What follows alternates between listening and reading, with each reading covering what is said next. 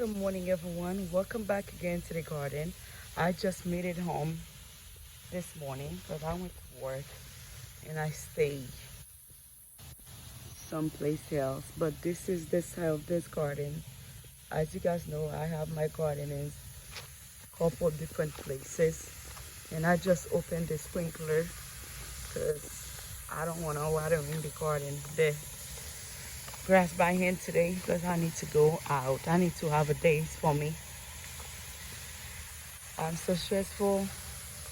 I need to go ahead and have a day out with my mom. That's the reason I opened the sprinkler now. But I've been trying to keep the grass green, and I want to come back and cut it. Except I still don't have the time yet to do it. But so far, front garden is it's there.